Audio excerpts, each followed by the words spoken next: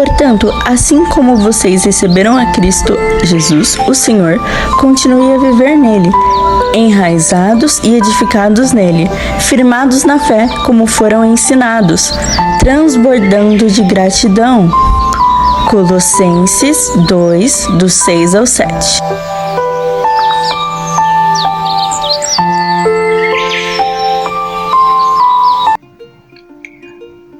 Bom dia! Estamos de volta com as nossas reflexões matinais enraizados em Cristo, meditando no Evangelho da Graça, baseado na carta de Paulo aos Romanos. E hoje nós chegamos no capítulo 12, e este capítulo nos fala o seguinte, versículos 1 e 2. Eu vos suplico, pois, meus irmãos, pelas misericórdias de Deus, que apresentei os vossos corpos em sacrifício vivo, santo e agradável a Deus em culto racional. E não vos conformeis a este mundo, mas transformai-vos por meio da renovação de vossa mente e discernais qual é a boa, agradável e perfeita vontade de Deus. Esta carta ela fala de como deve ser a vida diária dos que foram justificados pela fé. E neste capítulo, Paulo trata dos nossos deveres em relação a outros cristãos, à comunidade, aos nossos inimigos, ao governo e aos irmãos mais fracos. Ou seja, como deve ser a vida diária daqueles que são justificados pela graça de Deus. Primeiro, eles têm que cuidar da sua consagração pessoal. Capítulo 12, versículos 1 e 2 fala sobre consagração. A reflexão seria sincera acerca das misericórdias de Deus enumeradas nos capítulos de 1 a 11. Nos fala da misericórdia de Deus. E nos leva a uma única, então, conclusão. Devemos apresentar o nosso corpo por sacrifício vivo, santo e agradável a Deus. O corpo é uma representação de todos os nossos membros e, por extensão, de toda a nossa vida.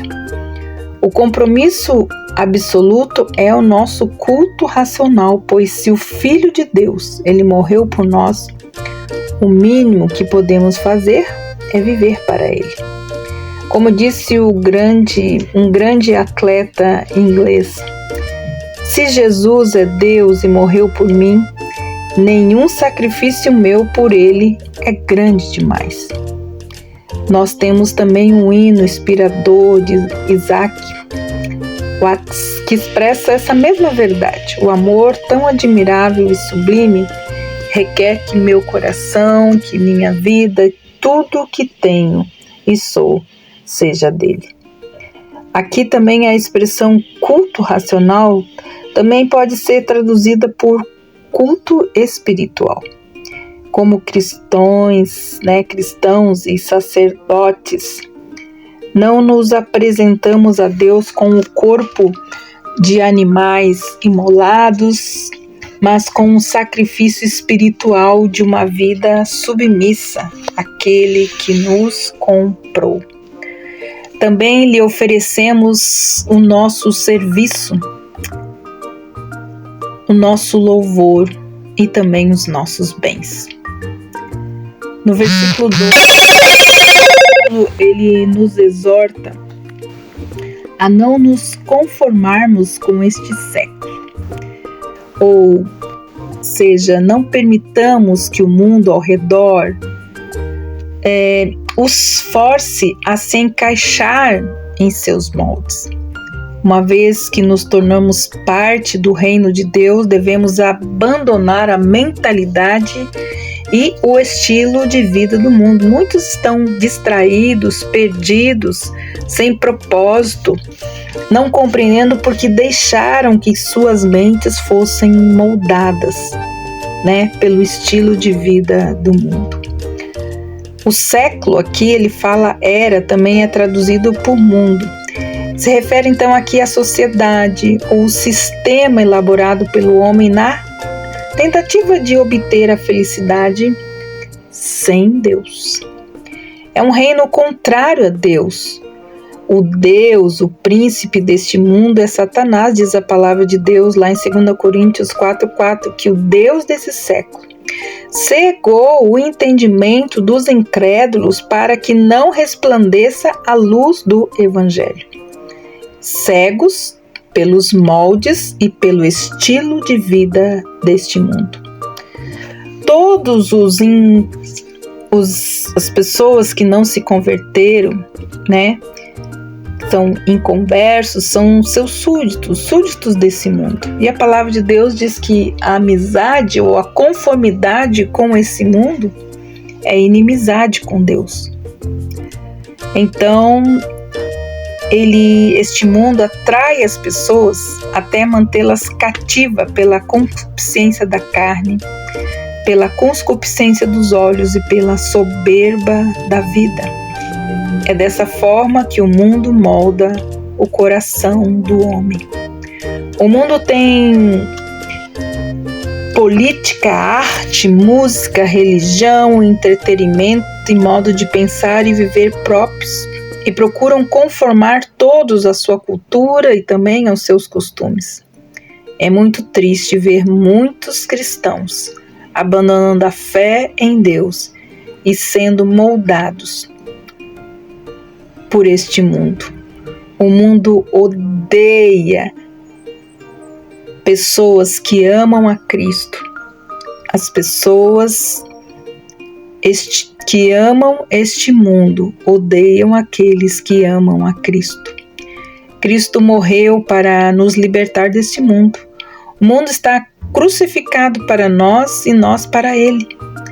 Para um cristão, amar o mundo é trair o Senhor.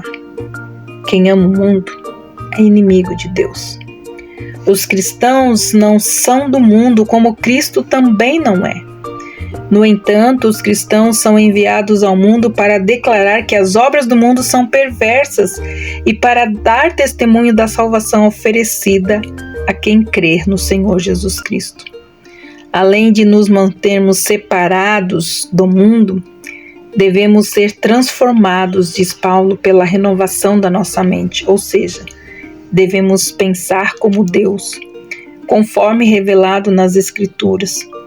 Então nós poderemos experimentar a direção clara de Deus em cada área da nossa vida. Descobriremos ainda que, em vez de ser desagradável e difícil, a vontade de Deus, na verdade, é boa, perfeita e agradável. Eis, portanto, 3 chaves para você conhecer a vontade e o propósito de Deus para a sua vida. A primeira é apresentar o seu corpo ao Senhor. A segunda é ter uma vida separada. E a terceira é ter uma mente transformada. Por isso ele diz: não vos conformeis com este mundo. Não se conforme com a mentalidade e o estilo de vida desse mundo. E assim você vai experimentar a boa, perfeita e agradável vontade de Deus. Que Deus abençoe você. Lembre-se disso. Pense como tem sido a sua consagração pessoal. Você tem afastado a sua mente e o seu coração de tudo aquilo que o mundo tem trazido por meio dos seus olhos, ouvidos? Que Deus abençoe você e até amanhã com as nossas reflexões matinais enraizados em Cristo. Até lá!